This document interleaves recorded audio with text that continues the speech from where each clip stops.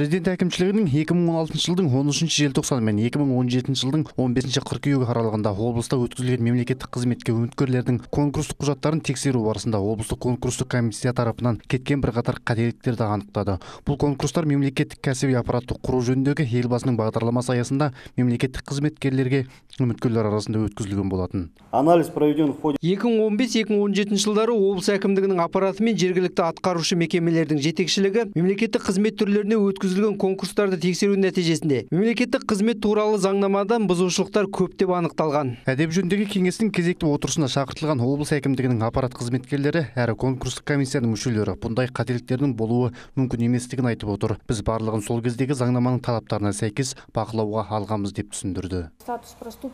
Тәттібаеваның конкурстық құжаттарының ішінде дипломға қосымша бетінің болмағандығын мүлдем жоққа шығарамын. Біз комиссия мүшелері ретінде мемлекеттік қызметтің Б корпусына конкурсқа түсу үшін жиналатын құжаттардың барлығын 83 пунктте талап етілгендегідей тексерген болатынбыз. Қалай болғанда да өз қызметтеріне салғырт қарағандарға әдеп жөніндегі кеңестің мүшелері ескерту жасады. Бұл отырыста қаралған мәселелердің бірі облыстық әділет департаменті басшысының орынбасары Бегім Тасқұловтың өз ісіне салғырт қарауда талқыға түсіп ескерту жасалды. Кезекті кеңес барысында Железин, Липяж, Павлодар аудандарында болған қатаң жазалар мен сөгістер жайында да есеп жасалды. Жанасыл Серікбол, Қанат Ахметжанов, Ертіс информ.